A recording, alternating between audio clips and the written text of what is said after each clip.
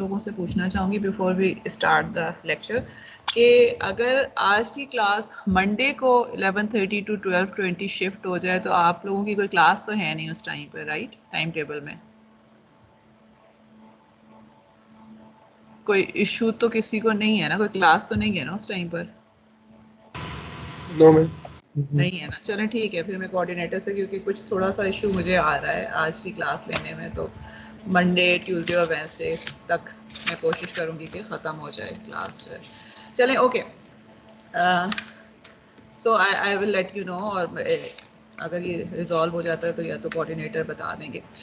So these are the contents of today lectures. आज थोड़ा सा हम बहुत ही ब्रीफ सा रिकैप करेंगे, फिर हम बात करेंगे कॉजालिटी एंड स्टेबिलिटी की with reference to Z transform. हमें कॉजालिटी और स्टेबिलिटी अगेन एलटीआई सिस्टम की ऑलरेडी पता है कि अगर आप इम्पल्स रिस्पांस लेते हैं तो उसमें क्या कंडीशन होती है, लेकिन क्योंकि जी डोमेन में हम इम्पल्स रिस्पांस के बजाय सिस्टम फंक्शन से रिप्रेजेंट कर रहे होते हैं, एच ऑफ जी से, तो हम उस पर देखेंगे कि एच ऑफ जी जो है उसके ऊपर क्या कंडीशन है, और उसकी बेस पे बेसिकली आर ओ सीज जो हैं उसकी बेस पे भी एक्चुअली फिगर आउट के whether the system is causal और स्टेबल, और किस तरह के जो है वो कंडीशंस होनी चाहिए।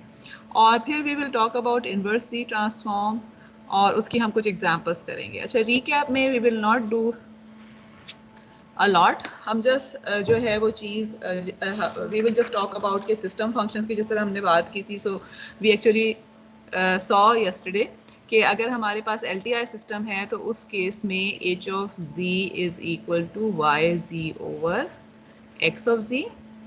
और अगर आपको डिफरेंस इक्वेशन गिवन है in form of K from 0 to n, let's say a k y of n minus k equal to k from 0 to m b k x of n minus k. तो just by knowing the coefficient of this difference equation आप y z और x z figure out कर सकते हैं, और उसकी base पे जो है वो बेसिकली आप जो है वो h of z यहाँ से निकाल सकते हैं, नॉट y z और x z, वो तो वो भी खैर कर सकते हैं, लेकिन द थिंग इसके हम h of z अगर यहाँ से निकालना चाहें तो h of z will come out to be equal to b naught plus b1 z inverse plus b2 z minus 2 and so forth, bm zm z minus m over a naught plus a1 z inverse. So ये चीज़ again हम क्योंकि designing में इसको use करेंगे, so we just need to remember this thing. और एक चीज़ और जो हमने देखी थी कि we actually take a not to be equal to 1, we assume, और अगर नहीं होता तो फिर हम डिवाइडेड बाय a नॉट करके पूरे के पूरे इक्वेशन को और इसको 1 लेकर आते हैं, because that this is the coefficient of y of n। So there are number of reasons जिसकी वजह से y ऑफ n का कोफिशिएंट हमेशा जो है वो हम 1 रखना चाहते हैं, बिकॉज डिज़ाइन में आसानी होती है। We will talk about this जब हम स्ट्रक्चर्स की बात करेंगे। दूसरी चीज़ जो हमने देखी थी वो ये कि अगर हमारे पास इसी एक्सप्रेशन में इफ़ वी से समहाउ कि आपके पास यहाँ जो है वो डिनोमिनेटर में you just have a 1 available या कांस्टेंट अवेलेबल है, and then everything is in the numerator, तो उस केस में अगर हम न्यूमरेटर के जो भी हम फैक्टराइजेशन करते हैं तो उससे हमें ऑल ज़ीरो सिस्टम मिलता है। ठीक है, we talked about this thing कि हमारे पास न्यूमरेटर के जो भी रूट्स होते हैं दे आर कॉल्ड ज़ीरोज़, जो डिनोमिनेटर के रूट्स होते हैं they are called poles. Denominator number of zeros and poles are always equal, लेकिन अगर non zero poles and zeros equal नहीं है तो इसका मतलब है कि जो रिमेनिंग रह जाते हैं इक्वल करने के लिए they will be either at z equal to 0 और z equal to infinity. And we saw कि ज़ीरो वाले जो हैं वो हमें कैसे पता चलते हैं, ज़ीरो वाले पता चल गए, नॉन ज़ीरो पता चल गए, तो remaining should be at infinity. So but luckily we are not concerned with the pose at or zeros at 0 and infinity, से इतना हमारा कंसर्न नहीं होता डिज़ाइन प्रॉब्लम से। we are actually concerned with non-zero pose and zeros या non trivial जिसको हम कहते हैं कि ट्रिवियल, तो इस केस में जो है so we will not actually think about 0 poles and zeros that much, लेकिन हमें ये पता ज़रूर है कि होने ज़रूर चाहिए, we need to mention them in order to balance. और अगर आपके पास जो है वो डिनोमिनेटर में 1 है और न्यूमरेटर में आपके पास नॉन ज़ीरो ज़ीरोज़ आ रहे हैं, तो that would be a finite impulse response system, because हमें ऑलरेडी पता है कि अगर अब आपके पास जो है कोई भी चीज़ जो है वो डिनोमिनेटर में नहीं आती है. Okay, so let me just right this कि फाइनाइट इम्पल्स रिस्पॉन्स सिस्टम का मतलब है कि एच ऑफ एन अगर हमारे पास जो है वो कुछ इस तरह की चीज़ है कि आपका जो सिस्टम है उसमें डेल्टा है. Okay, let me write it like this. Let's suppose कि this is delta N plus 2 delta of N minus 1 and so forth. आपके पास नंबर ऑफ सैम्पल्स मौजूद हैं. तो फाइनाइट इम्पल्स रिस्पॉन्स है एंड वी नो कि इसके एच ऑफ जी में we will just have power of 2 times z minus 1 and so forth. So powers of z हो जाएंगे, there will be just 1 in the denominator. On the other hand, अगर मेरे पास h of n is equal to a and u of n, then in that case we have seen कि h of z will be 1 over 1 minus a z inverse, which means कि मेरे पास non-zero poles इस case में मौजूद हैं. So just by looking at the number non zero poles and zeros हमें idea हो जाता है कि सिस्टम किस तरह का होगा. फाइनाइट इम्पल्स रिस्पॉन्स होगा या इनफाइनाइट इम्पल्स रिस्पॉन्स होगा, जहां से हम जी ट्रांसफॉर्म की तरफ आए थे. अच्छा, आज we will talk about first the causality. अच्छा, एक और चीज़ हमने पोल्स के रेफरेंस से बात की थी. What should be the condition on poles on ROC with reference to poles? That is also an important point. अच्छा, चलिए मुझे ये बताइए कि what does the poles and the zeros do to h of z? For example, अगर again this is something जो मैं शायद बार बार पूछती रहूँगी आपसे क्वेश्चन. z minus z1 है, let's suppose, and z minus z2 है, and then we have 3 poles हैं, let's suppose.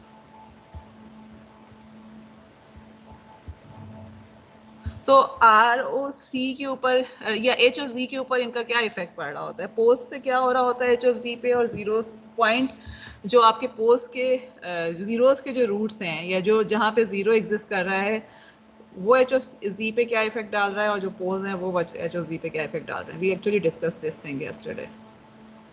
कौन बताएगा?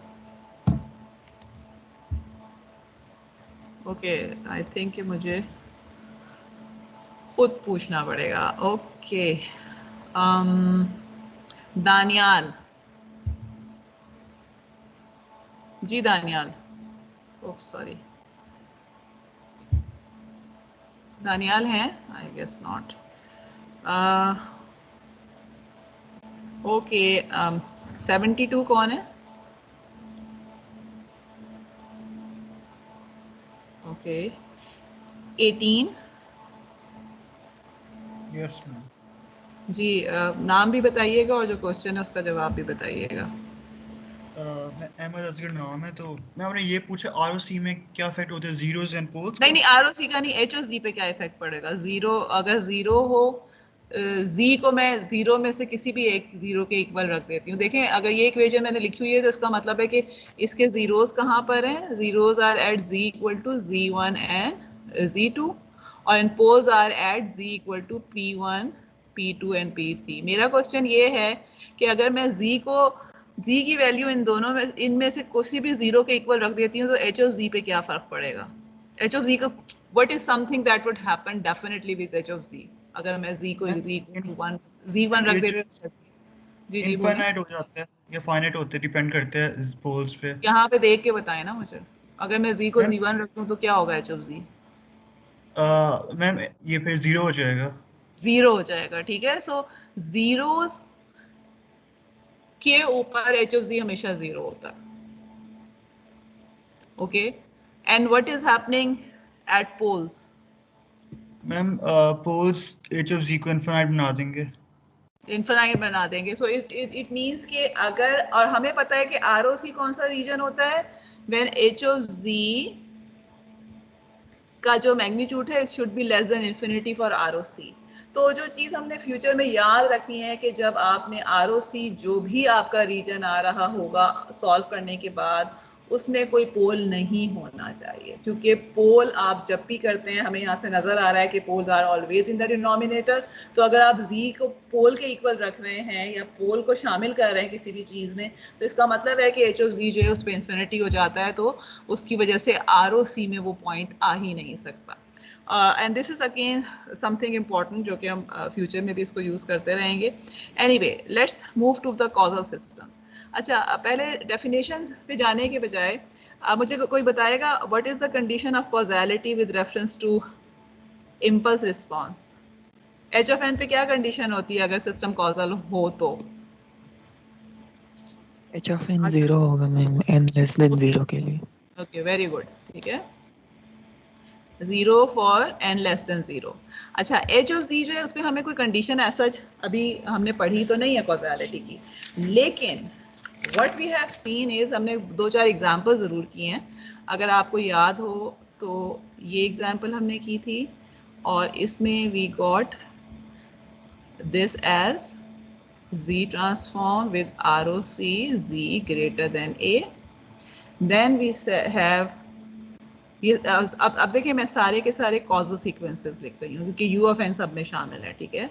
सो a z inverse over 1 minus a z inverse square z greater than a, and then a n cos of omega naught n u n z 1 minus a z inverse cos of omega naught over 1 minus 2 a z inverse cos of omega naught plus a square z minus 2 z greater than a। इन तीनों में क्या चीजें common नजर आ रही हैं? इस side पे तो नजर आ रहा है कि they are all causal. On z transform की साइड पे क्या चीज सेम नजर आ रही है? मैम ROC इनका ग्रेटर देन a है। ओके, वेरी गुड, ठीक है। कि so what we can see is कि आपके पास जब भी कॉजल सिस्टम है, ROC needs to be outside a circle of radius a और सम सर्कल। अगर आपके पास इनफाइनाइट इम्पल्स रिस्पॉन्स है, और अगर फाइनाइट भी हो जाता है, लेट्स सपोज कि मेरे पास मैं इस सीक्वेंस का जो है वो लेती हूँ, h ऑफ n जो है वो मेरे पास ये है, तो इसका मतलब है कि h ऑफ z क्या हो जाएगा? This will B 1 plus z inverse plus 2z minus 2। This is again causal sequence। अब इस केस में क्या है? ROC will be entire z plane except z equal to 0। So in other words what we are saying is कि दोनों cases में ROC में z equal to infinity मौजूद है, ठीक है, z equal to infinity included है। और अगर फाइनाइट इम्पल्स रिस्पॉन्स है तो it is inside z plane except z equal to 0 अगर कॉजल सिस्टम है।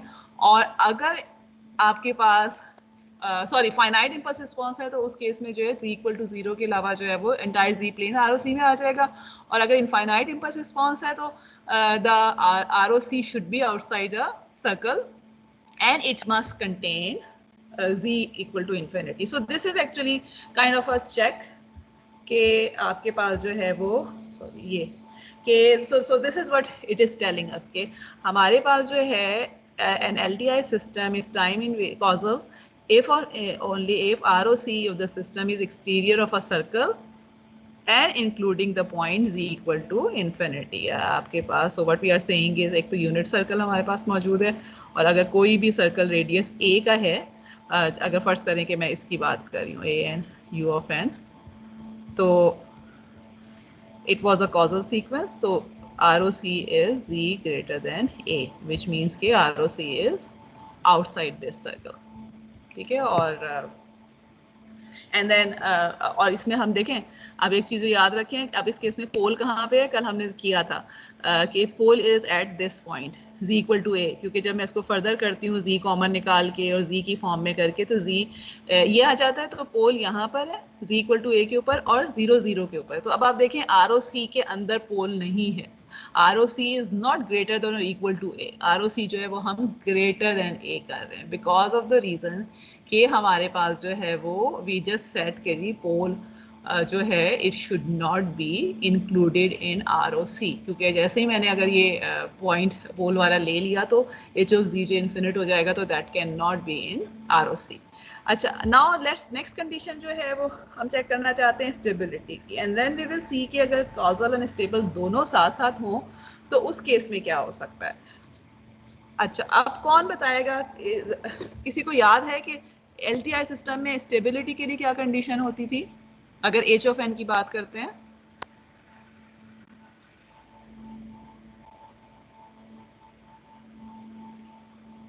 अगर आप स्टेबिलिटी चेक करना चाहते हैं किसी भी सिस्टम की, okay let me just form to H of n।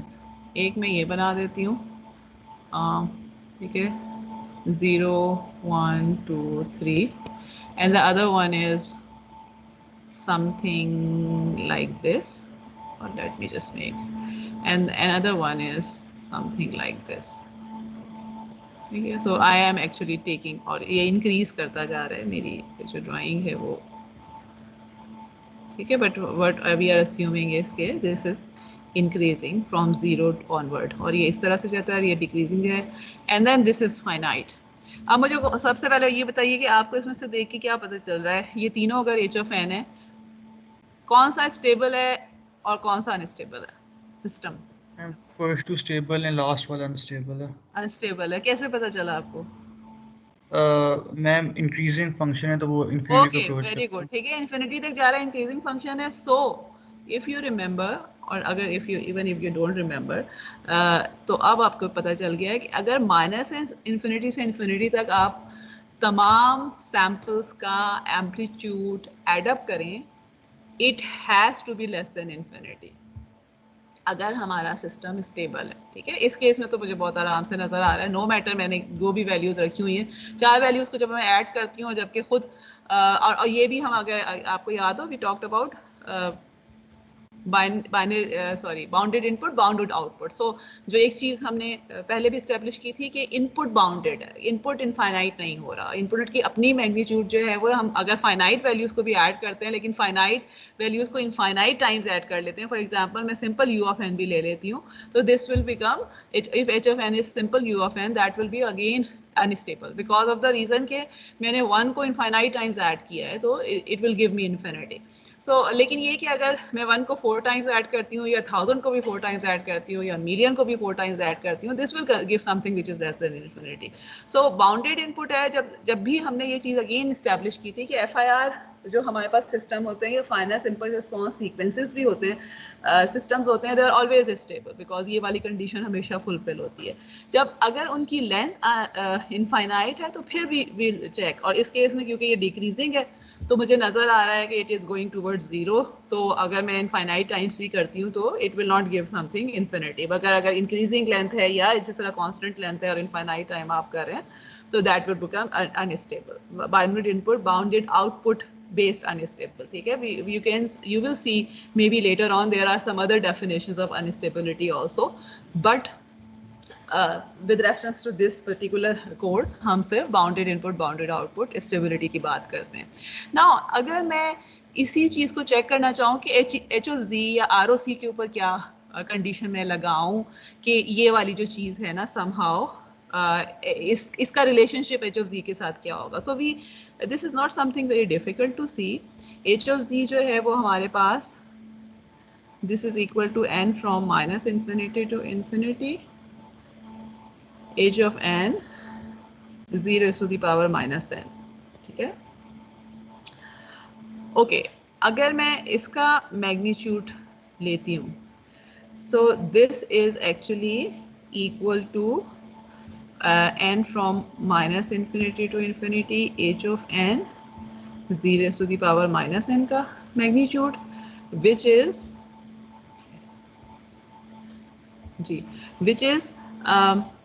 Less than और इक्वल टू, अगर मैं समेशन बाहर ले लूँ, ये चीज़ हमें पता है कि समेशन आप पहले एब्सोल्यूट वैल्यू लेके समेशन करें तो आपके पास चीज़ बड़ी आती है एज कम्पेयर टू जब आप पहले समेशन करके एब्सोल्यूट वैल्यू लें, ठीक है। अच्छा, so and I can write it as H of n का magnitude multiplied by Z of n minus n का मैग्नीट्यूड, ठीक है। और अब हम क्या अब and this was h of z the magnitude. So in order for this to be less than infinity, कि हम ये चेक करना चाह रहे हैं कि कहाँ पर जो है ये स्टेबल होगा, या ROC जो है वो क्या इसका होना चाहिए, जो भी आपके पास, या कौन सी ऐसी कंडीशन है जो कि ROC में ज़रूर होनी चाहिए, और उसके अलावा बाकी चीज़ें जो है वो हम उसके रेफरेंस से, क्वेश्चन के रेफरेंस से जो है वो देखते रहते हैं. तो एक जो चीज़ है, अगर मैं इसको कंपेयर करती हूँ, I have this equation, sorry, I have stability के लिए आई हैव दिस इक्वेशन, जिसको मैंने पहले से ही वो किया हुआ है, and now I have this equation. तो आई नो कि अगर मेरे पास ये वाली चीज ना हो इसके ऊपर, if I have this thing only, तो ये चीज लेस देन इंफिनिटी इंश्योर करती है कि the system would be stable. तो if I want this right hand side, जो मेरे पास ये वाली इक्वेशन है, इसके राइट हैंड साइड को मैं अगर ये बनाना चाहती हूँ, तो इसका मतलब क्या है कि आई कैन से कि अगर मेरे पास (z⁻n जो है दिस इज इक्वल टू 1, तो इसका मतलब ये है कि मेरे पास अब ये 1 और 2 जो मैं लिख रही हूँ, इनके दोनों के राइट हैंड साइड्स जो हैं वो सेम हो जाएंगे. एंड अगर 1 वाला जो है that is giving me less than infinity, तो इसका मतलब है जो z भी उस केस में लेस देन इन्फिनिटी आ जाएगा. And in other words what we are saying is कि स्टेबल सिस्टम का h of z जो है उसका मैग्नीट्यूड जो है वो आपके पास ROC जो है वो स्टेबिलिटी आ जाएगी उसके अंदर, ठीक है, बिकॉज वी हैव सीन कि this is a condition of stability condition जो है वो हमारे पास सॉरी ROC की कंडीशन जो है कि it should be less than infinity. So one point that I can see from here is कि अगर (z⁻n का magnitude is equal to 1, in that case I am sure कि मेरे पास ROC जो है वो या जिस रीजन में भी (z⁻n is 1 वो रीजन कन्वर्ज कर रहा होगा. अब (z⁻n इक्वल टू 1 का क्या मतलब है कि I want z to be something कि जब मैं उसकी पावर जितनी मर्जी करती चली जाऊं, it should always give me the result to be 1. does anything comes into your mind कि जो हम z की जगह रिप्लेस कर दें, तो ये वाला जो है factor that will always be equal to 1. सोच के बताइए, अगर मेरे पास (z⁻n है, इसको मैं और कैसे लिख सकती हूँ? (r⁻e−j⁻n और (r⁻n e−j⁻n). ठीक है, अब इसको मैं 1 करना चाहती हूँ always. What do I do to make sure कि ये चीज हमेशा 1 के इक्वल आए? जी, ओके, किस चीज को 1 ले लूं? R को. वेरी गुड, ठीक है, बिकॉज ये वाली जो चीज है इसका तो मैग्नीट्यूड भी ऑलरेडी नो कि दिस इज 1, बिकॉज ये हमने पहले क्लासेस में जो है वो कर चुके हैं हम कि cos square plus sin square के फॉर्म में आ जाएगा, दैट इज 1. लेकिन अगर मैं इसको इंश्योर करना चाहती हूँ कि इट इज 1, तो if I take r equal to 1, then it means के इट विल बिकम (e⁻j⁻n का magnitude which is always equal to 1. So what we conclude from here is कि stable systems के लिए ROC जो है, because हमने ये देखा है कि अगर हम z का मैग्नीट्यूड इक्वल टू 1 ले लेते हैं, which effectively is saying कि मैं जो रेडियस r है उसका सर्कल बीच में कहीं इंक्लूड कर देती हूँ, then in that case I know कि मेरे पास h of z का magnitude would be less than infinity for sure. So and that would be the region जो कि ROC दे रहा होगा, जहाँ convergence हो रही होगी, ठीक है. So what we actually conclude from here is कि stability के केस में ROC must include the unit circle, यानी unit circle के ऊपर आपके पास सिस्टम स्टेबल होगा ही होगा. यूनिट सर्कल के अलावा और क्या चीज़ उसमें होनी चाहिए, that will be dependent upon situation to situation या प्रॉब्लम टू प्रॉब्लम, कि हम किस प्रॉब्लम की बात कर रहे हैं उसमें हम देखेंगे कि यूनिट सर्कल जो है वो यूनिट सर्कल जो है वो किस तरह से उसको हम एडजस्ट कर, सॉरी यूनिट सर्कल के अलावा और कौन से रीजन शामिल होंगे। लेकिन एक जो चीज़ हमने याद रखनी है वो ये कि ROC में यूनिट सर्कल अगर इंक्लूडेड है तो आप विदाउट एनी डाउट कह सकते हैं कि द सिस्टम इज स्टेबल। अच्छा, अब ये याद रखें, सर्कल की जहाँ पे भी बात आ रही है इसका मतलब है कि we are talking about something in which the system is unstable. Why? Because अगर आपके पास sorry not unstable, infinite length है। अगर फाइनाइट लेंथ होता तो उस केस में तो वी ऑलरेडी नो कि आपके पास जो है वो एंटायर जी प्लेन ROCs में मौजूद होता है except z equal to 0, z equal to infinity, और वहाँ तो स्टेबिलिटी का इशू ही नहीं होता ना, बिकॉज अगर we have establish this thing कि फाइनाइट लेंथ अगर सीक्वेंस है तो वो स्टेबल होता ही होता है।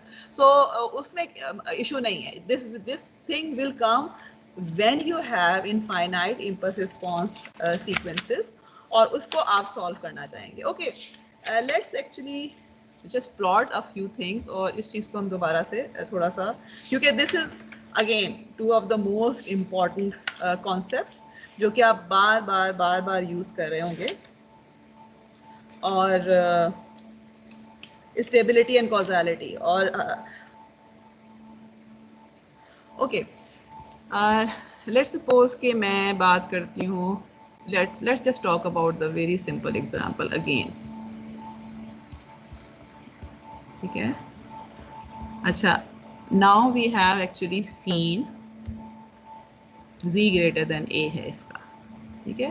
so and this is causal, ये तो हमें already पता है, मैंने पीछे भी इसकी फिगर बनाई थी। okay, this is unit circle and let's suppose कि this is circle A। तो इसका मतलब है कि मेरे पास, अच्छा अब अगेन हमने फिगर पीछे बनाई थी, तो the plot pole is here and the zero is here. ROC क्या हो जाएगा? दिस होल थिंग, ठीक है। Now can anyone tell me would it be, अच्छा कॉजल तो ये है, स्टेबल होगा कि नहीं होगा?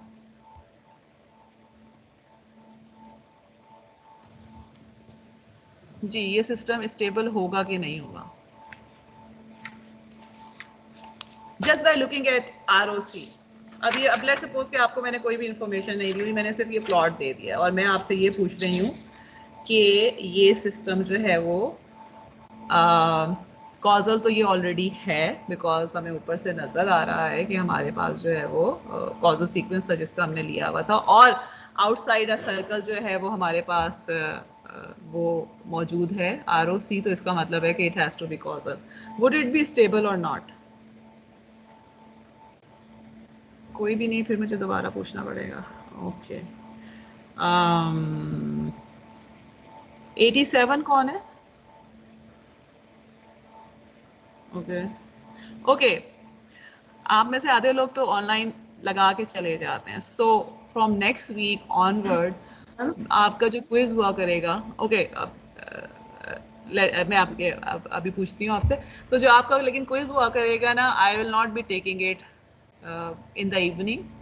क्विज जो है वो मैं क्लास के 10 मिनट में या 15 मिनट में लिया करूँगी, and it will B from the same day class. तो जो लोग अभी प्रेजेंट नहीं है ना, जो लगा के लॉगिन होके चले गए हैं, तो जस्ट लेट देम नो, और it can be on any day, ठीक है। मैं अब वो वाला जो सिस्टम है ना जिसमें आप आराम से बैठ के घर में क्विज कर लेते हैं, because we have given you this option कि आप बाद में पढ़ के जो है वो क्लास जो है उसको अपलोड कर दें ताकि आपकी अटेंडेंस लग जाए और जो कुछ भी हो जाए, but still it doesn't mean कि आप लॉग इन करके जो है वो खुद गायब हो जाए, ठीक है। That is only for those people जो कि इंटरनेट नहीं है या इस तरह की चीज़ें हैं ना, तो this is for your own benefit कि अगर आप सुन लेते हैं ताकि कोई क्वेश्चन आ जाए तो क्वेश्चन पूछने को जवाब दे दें, लेकिन आप में से आधे लोग तो होते ही नहीं है, so I am just changing that rule.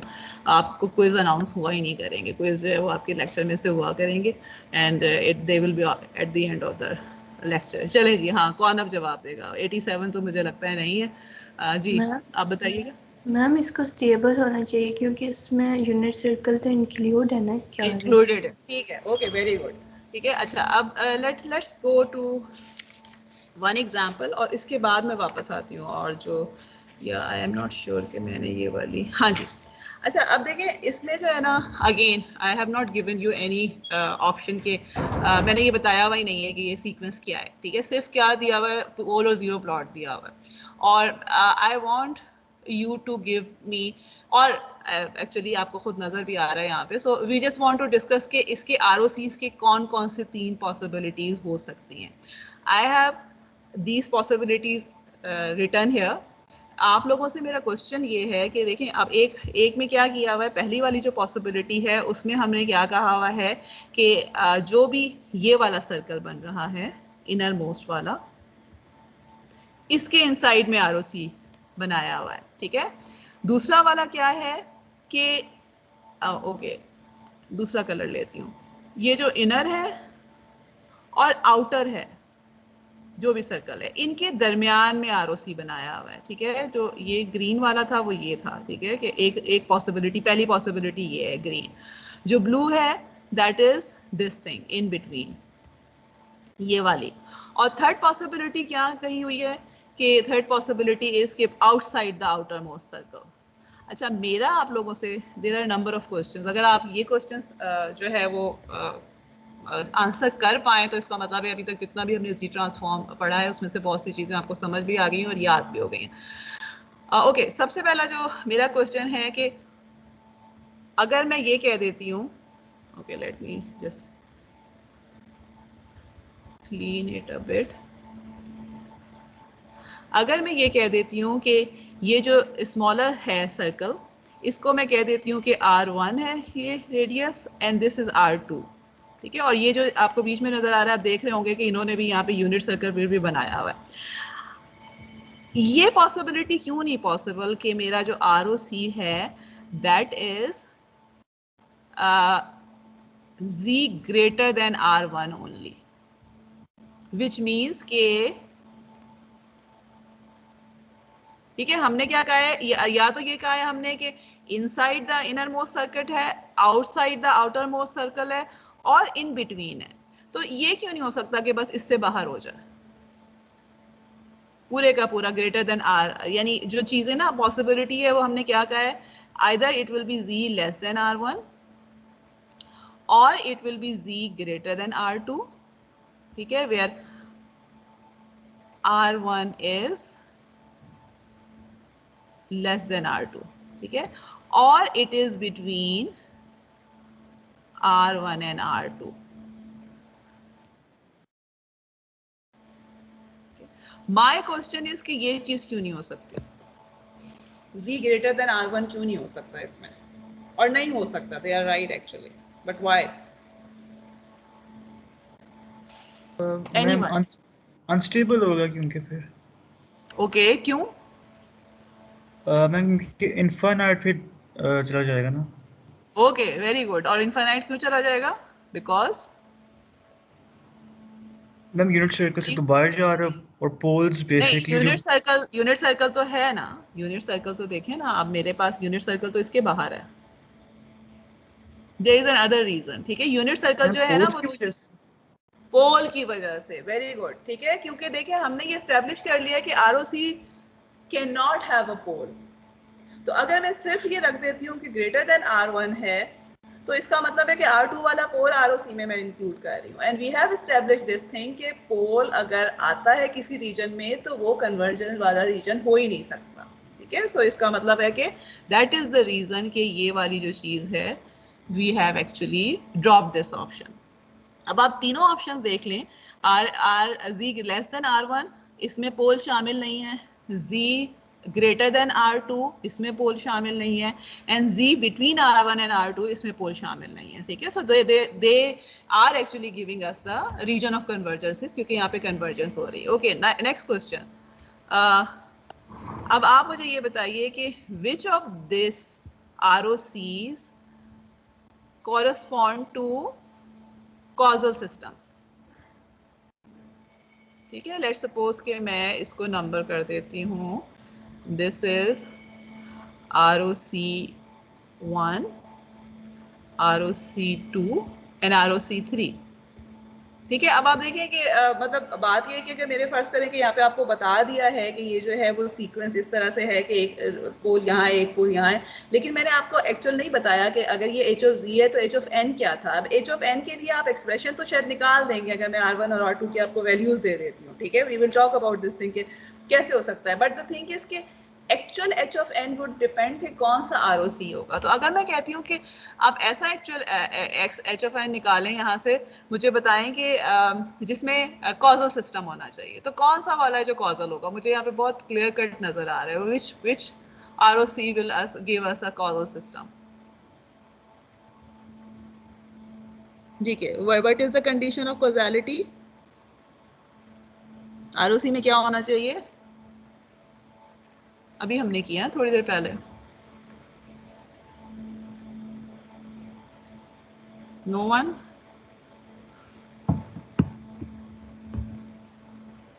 Okay. So let me ask. मुझे लगता है आज तो क्लास में वैसे भी लोग कम है। अच्छा नहीं, लोग तो काफी नहीं है। Zaryab, ji Zaryab. Okay, who is 74?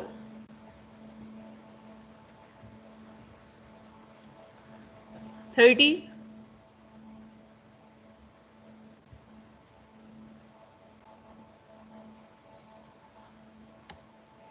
चले आप में से जो है मौजूद वो खुद ही जवाब दे दें, बेशक सही जवाब दे रहे हैं गलत दे रहे हैं। जी जी बोलें। आप क्या नाम बताइए अपना। हेलो, आपकी आवाज नहीं सही तरह आ रही मुझे। मेरी आवाज नहीं आ रही? अच्छा, नो मैम। अब आ रही है? मैम यहाँ पे नेट का कोई कनेक्शंस का इशू है यहाँ पे बारिश की वजह से। ओके, किसको मेरी आवाज सही आ रही है? जी, जरिया आपको तो नहीं आ रही है। Anyone else? What is the condition? Okay चले मैम कॉजालिटी की दोबारा कंडीशन देख देते हैं। What is the condition of causality? That ROC has to be outside a circle. हमने यहाँ पे भी कहीं पे किया है ना। Okay, so we saw this thing कि आपके पास अगर कॉजल सीक्वेंस है तो या कॉजल सिस्टम है तो उस केस में क्या हो जाएगा कि h ऑफ z जो है आपके पास जो ROC है it has to be outside a circle and it must include z equal to infinity. तो अब मुझे बताइए कि ये जो हमारे पास प्लॉट्स हैं इनमें से कौन सा ROC है जिसमें ये कंडीशन ट्रू हो रही है? ROC 3। 3। ओके वेरी गुड, ठीक है। क्योंकि यहाँ हमें नजर आ रहा है कि हमारे पास ROC जो 3 है it has it is outside a circle and z equal to infinity is included in ROC. अच्छा, if I ask you which one of this is stable, तो क्या जवाब देंगे? अब स्टेबिलिटी के लिए मैम सेकेंड वाला, ठीक है। सिर्फ यूनिट सर्कल हमने चेक करना है, ठीक है, कि यूनिट सर्कल है। अच्छा, अब अगर मैं आपसे ये पूछती हूँ कि is there any sequence or is there any case in which it will be both stable and causal? तो आप क्या जवाब देंगे? ओके, ये वाला अब देखें ना, ये तो हमें वैसे ही नजर आ रहा है ना कि आपने बेसिकली जवाब खुद दे दिया। ये कॉजल कह रहे हैं आप लोग और ये स्टेबल कह रहे हैं। तो अब इनमें से कोई भी हमने सेम सिस्टम तो कॉजल स्टेबल नहीं किया ना, बिकॉज ऑफ द रीजन कि हमें नजर आ रहा है ये वाला कॉजल है कि स्टेबल क्यों नहीं है, क्योंकि इसके अंदर यूनिट सर्कल नहीं आ रहा। ROC 3 जो है, ROC 2 जो है दैट इज स्टेबल क्योंकि यूनिट सर्कल आ रहा है, मगर ये कॉजल क्यों नहीं है? Because this is a ring form, ठीक है। हमारे पास z इक्वल टू इन्फिनिटी शामिल नहीं है और plus this is not outside a circle. तो अगर मैं आपसे ये कहूँ कि इन चीज़ों को मिला के लेट्स सपोज कि मेरे पास नंबर ऑफ पोल्स हैं, ठीक है, और लाइक एक्चुअली मेरे पास नंबर ऑफ पोल्स हैं, दिस इज P1 है, P2 है एंड P3 है। तो कॉजल प्लस स्टेबल अगर होना हो सिस्टम में तो क्या कंडीशन होनी चाहिए?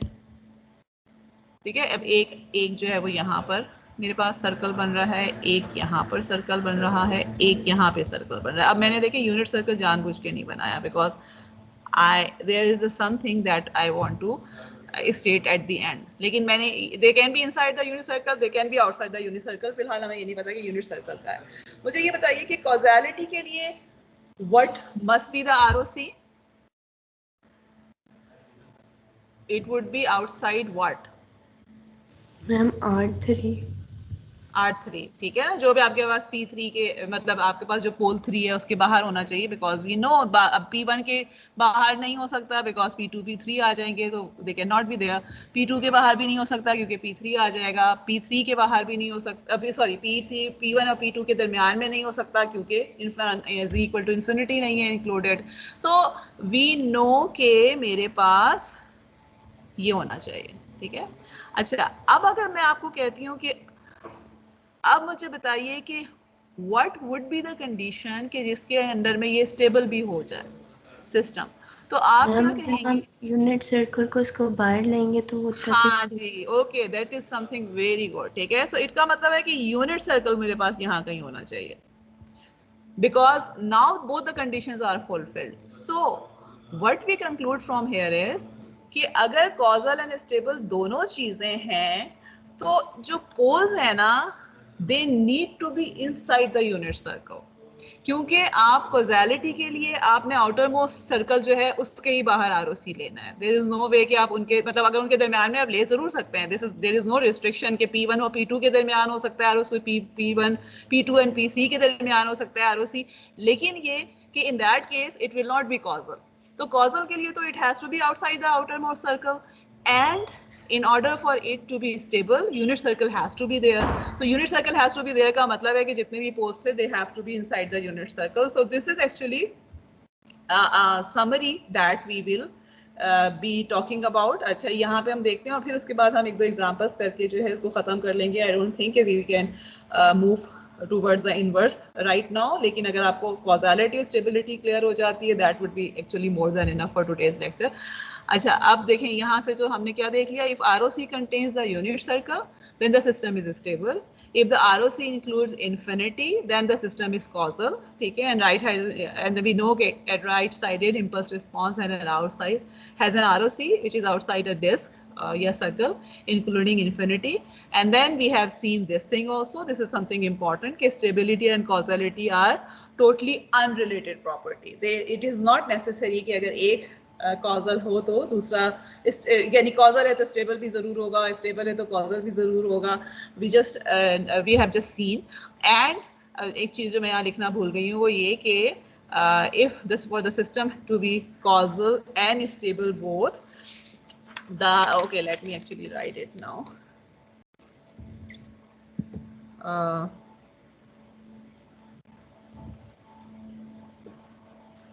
for causal plus stable, for causal plus stable system the ROC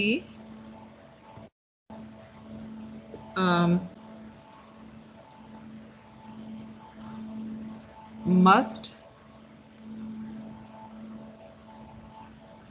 contain the unit circle and all the poles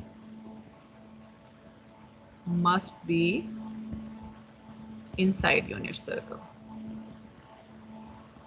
ठीक है। और ये जाहिर है कि हम बाद में भी ये चीज़ें करते रहेंगे, so we will keep on looking. अच्छा, चलें, let's just talk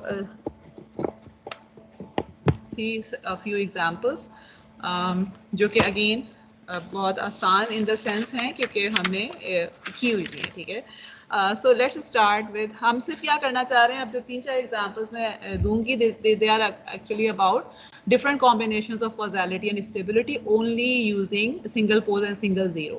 in example को सिर्फ और सिर्फ करने का मकसद ये है कि we will see the link between, जो चीज़ हमने कहा है ना कि causality के लिए ROC has to be outside a circle and then it must actually include the z equal to infinity, and then for stability it has to have the unit circle. तो हम ये देखेंगे, we will start with h of n and we will see कि h of n से हमें क्या नज़र आ रहा है, causal stable है कि नहीं है, और फिर हमें h of z में वही चीज़ें मिल रही हैं जो कि हम expect करते हैं कि नहीं. So we will start with the first very trivial. Okay. अब इसको देख के आप मुझे बताइए, आपको ये इस इम्पल्स रिस्पॉन्स से कॉजल और स्टेबल है कि नहीं है? Is it a causal system? जी, Yes. Anyone? Yes, because U of N है. Would it be a stable system?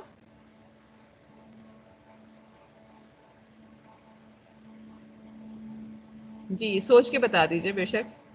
ये किस तरह का बनेगा सिस्टम? अगर आप इसको प्लॉट करते हैं तो ये स्टार्ट कहाँ से होगा?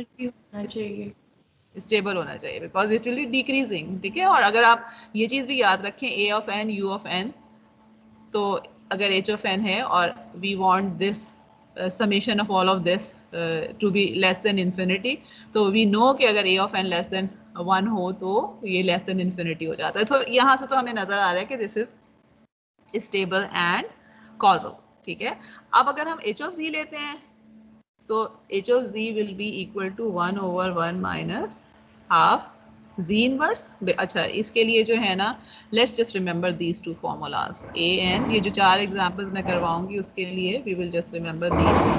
1 over 1 minus a z inverse, z greater than a. ठीक है, दूसरा क्या है, minus a n u of minus n minus 1, 1 over 1 minus a z inverse z less than A.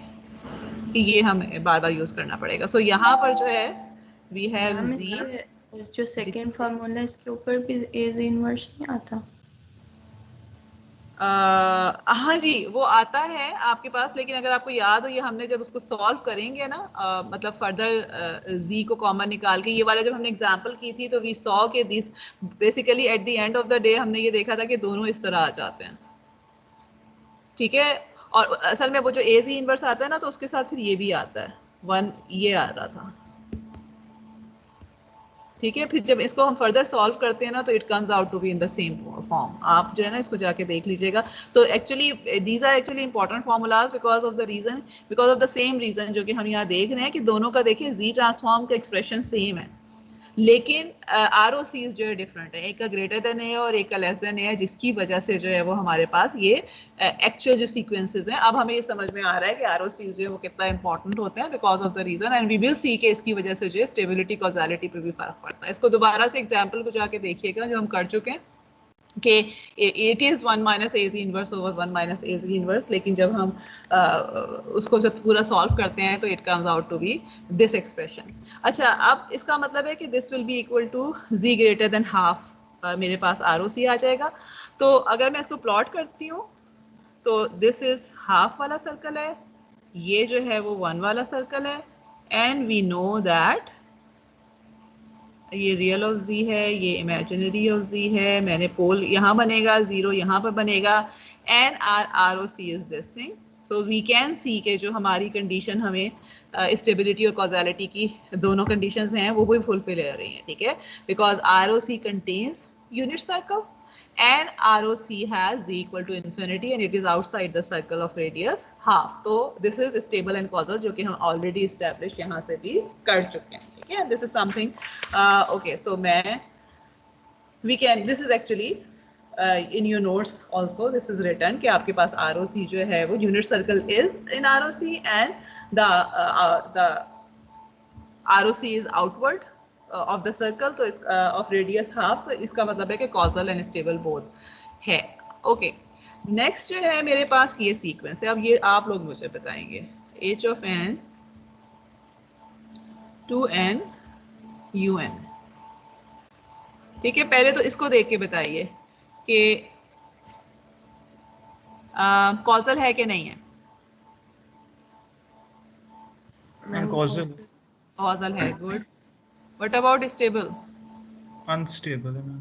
Unstable है, वेरी गुड. सो इसका मतलब है कि अगर मैं इसको अब, so what I actually predict from here is कि अगर मैं इसका h of z लेती हूँ तो it should be outside the circle but it should not contain unit circle. So let's see कि h of z जो है वो again वही वाला फॉर्मूला आएगा 1 over 1 minus 2z inverse आ जाएगा, z greater than 2. I am plotting unit circle and this is the pole. ठीक है, oops sorry. Okay, this is the pole and z greater than 2 है तो this is my whole ROC. ठीक है, and we can see कि चीजें जो हैं because ROC does not contain the unit circle but ROC is also outside the radius of the circle of radius 2.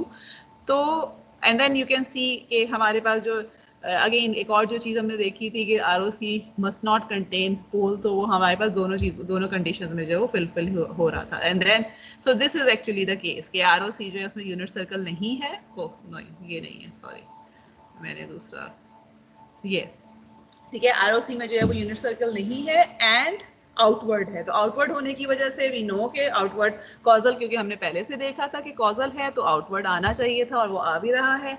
And we have established this thing just by looking at h of n कि this should be unstable. तो हमें यहाँ पर ROC में unit circle नहीं मिल रहा है. ठीक है, okay, now let's move to anti causal thing sequences. या okay, let me write it. Let's suppose कि मेरे पास h of n is okay. मुझे लगता है कि मैंने यहाँ पर पता नहीं आपके नोट्स में ये चीज़, हाँ ठीक है, I just want to give the same example जो मैंने नोट्स में इंक्लूड की हुई है. Minus half of n u of minus n minus 1. ठीक है, और एक जो चीज़ हमने याद रखनी है वो ये कि इसका z transform a z inverse है with z greater than a, और minus a n u of minus n minus 1 का भी z ट्रांसफॉर्म सेम है with z less than a. ठीक है, अच्छा अब आप मुझे बताइए again the same two question, causal है कि नहीं है सीक्वेंस? कॉजल नहीं है. एंटी कॉजल नहीं है. ठीक है ना, एंटी कॉजल है. नजर आ रहा है कि 0 से माइनस इन्फिनिटी पे जा रहा है. सो एंटी कॉजल है, विच मीन्स कि जो भी मेरे पास ROC आना चाहिए it should not include infinity and outside नहीं होना चाहिए किसी भी सर्कल के. एंड स्टेबल है कि नहीं है? Okay, this is an interesting question. Stable होगा कि नहीं होगा? मैम स्टेबल तो है मैम. होगा, everyone agrees with that.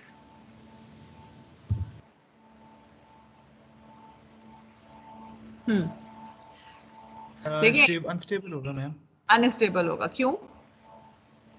Ma'am क्योंकि ये डिक्रीजिंग है लेकिन मतलब कि नेगेटिव इन्फिनिटी को अप्रोच करे तो फिर एग्जैक्टली देखें क्योंकि एक जो चीज़ है वो वी नो कि हाफ है लेकिन half raise to the power minus में आ जाएगा ना. जब 0 से इन्फिनिटी की तरफ जा रहे हैं तो इसका मतलब है कि आपके पास half raise to the power 0 होगा, half raise to the power -1 होगा, half raise to the power -2 होगा and so forth, which means कि this will become 2 4 and so forth आपके पास, क्योंकि माइनस की पावर्स हैं.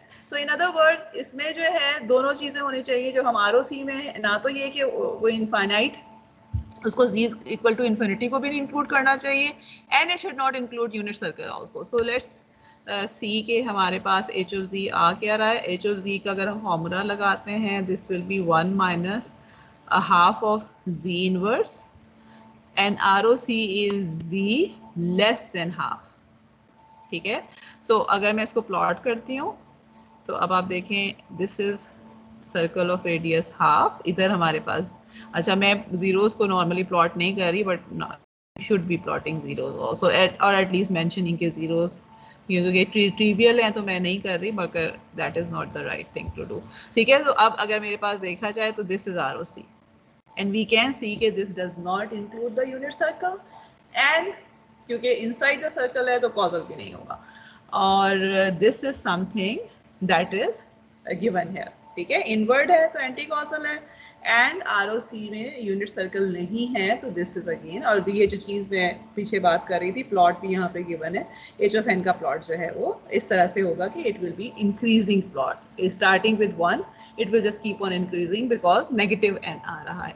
लास्ट एग्जाम्पल करते हैं and then we will stop. अब लास्ट एग्जाम्पल अगेन इसी से रेलिवेंट है, जो कि हम